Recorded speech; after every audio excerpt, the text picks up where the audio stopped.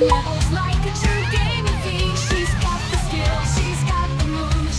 She's the queen of the virtual scene. Gaming chick, oh wow. She's a gaming chick, ruling the gaming world with every click. Oh wow. She's the one to beat. She'll never back down or take defeat. Gaming chick.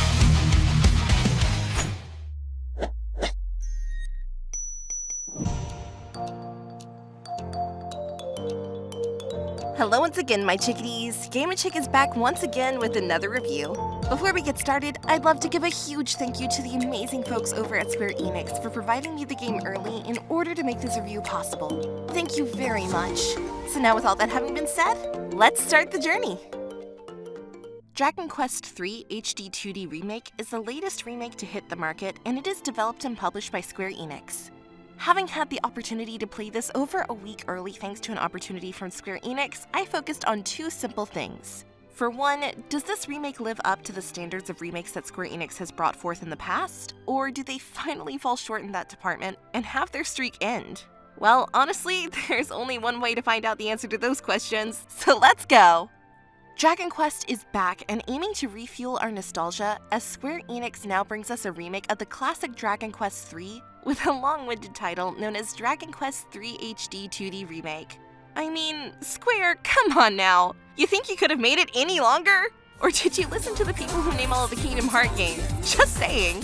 The revitalized HD-2D remake of the classic Dragon Quest III completely aims to maintain the charm of the original 1998 title, but this time for a modern audience. Uh-oh, modern audience. That can't be a good thing, right? Well, honestly, in this case, yes it is.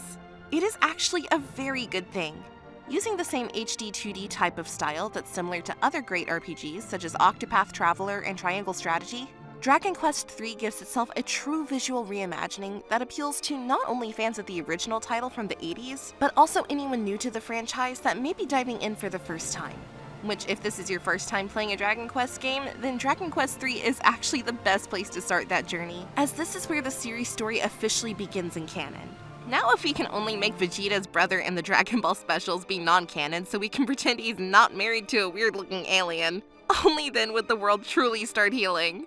It goes without saying that this remake also gives way to a lot of visual upgrading that makes the old sprites that you know and love look even better than they previously did the last time you saw them, with a few modern twists here and there, which include fully reimagined towns, dungeons, better textures for landscapes that you tread across, way better lighting, etc. It all feels extremely cozy and even inviting just based off of the visual appeal of it all alone.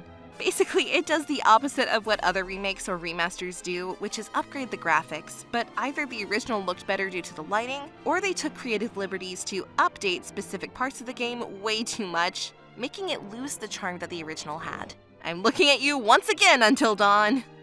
Luckily for my sanity and the sanity of all Dragon Quest fans, the gorgeous visual upgrade adds a new dimension to the already great exploration that we experienced in the original, on top of all characters, even with their visual upgrades, retaining their iconic pixel art look, but using a render of the character that is engulfed and rendered with modern lighting effects that make the game look both like a brand new style of game, like again seen with titles like Octopath Traveler, but also keeps the appeal of why we love the original Dragon Quest III, as well as keeping it truly authentic to the series of Dragon Quest in general. But honestly, should we be surprised? Square Enix has basically mastered the style of HD-2D and keeps upping the quality the more games that utilize it. Something Blizzard should have taken to heart with Witchcraft 3 Reforged, because yikes, just what in the heck was that?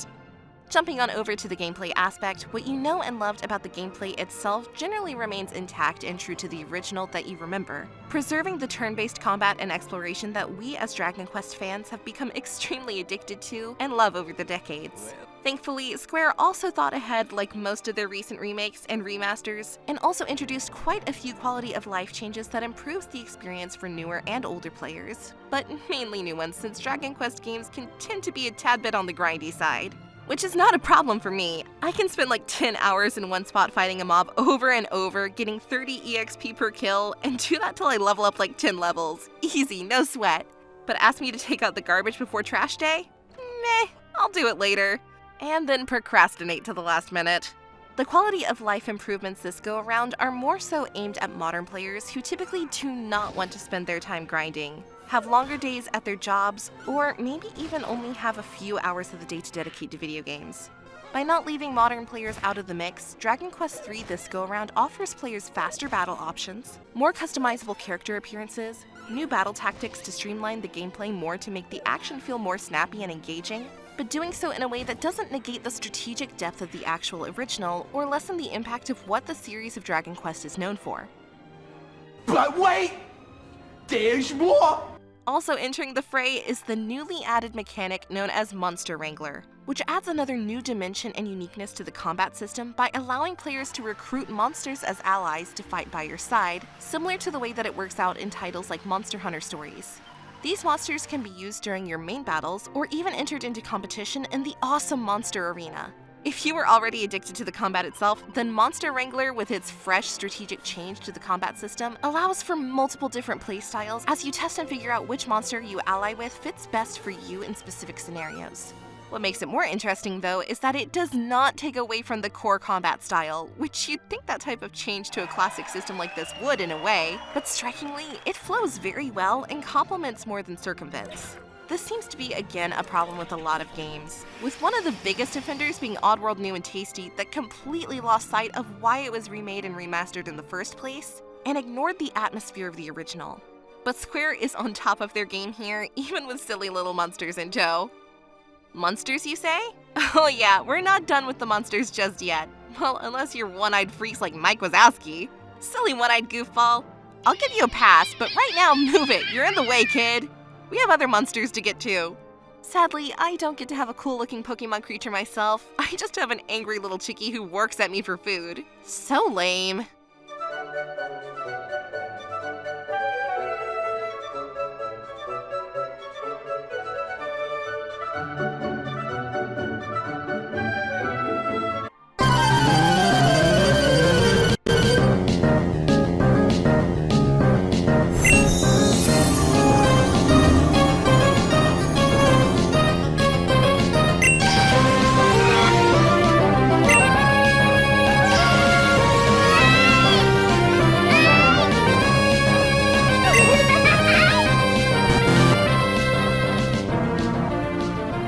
Monster Arena in general is a very awesome thing and helps you enjoy some good old friendly competition while also mixing up the combat a bit by again bringing in your Monster Wrangler class to the mix for this arena, and even furthers the endless combinations of monster allies that are usable to keep all challenges here in the arena even more fresh and way more challenging. Plus, it helps that it cuts down on the grinding and leveling up here, and makes it feel cut in half compared to before, and lets players get through it faster rather than spending 20 hours trying to reach a certain level and ultimately falling asleep because it got a tad bit repetitive. So thank you, almighty Monster Wrangler. You have saved many a player quite the headache. But wait, visuals being great, retaining the exploration of the original, classic combat that's enhanced by Monster Wrangler class, improved Monster Arena, those are great, yes, but aren't we forgetting something? Oh yeah, oops, the story, well duh. The story here in Dragon Quest III follows, of course, the typical and classic Dragon Quest formula, with players taking on the role of the child of the great hero Ortega as you set out to defeat the major archfiend Baramus. As the dangers become more clear and treacherous, your quest will take you across a big, diverse world that's filled with various villages, engaging dungeons, and mysteries that make everything you thought you knew about your journey come into question. Much like people agreeing to let me drive in a video game. No matter how many times I crash, they still keep giving me the keys to the vehicle. Oh well, maybe this time will be different? Yeah, no. Overall, at the end of the day, Dragon Quest III HD-2D Remake exceeds at capturing the magic and the scope of the original, but in a definitive format. Sure, the plot for the game may not be as broad and feel a bit simplistic due to being the same story from the 1988 classic, and not up to date with modern storytelling cliches, some aspects and part of combat getting repetitive at times, especially if any area keeps repeating the enemy mobs, etc. But with a game focused on journey, exploration, polished visuals, an amazing enhanced soundtrack, great quality of life gameplay upgrades, addition of Monster Wrangler that adds way more strategy to your arsenal, all of those added up together makes this not only an amazing remake, but honestly, it might make this the definitive way to play Dragon Quest III from now on. So with all that having been said, my verdict is clear. Game & Chick says bye now!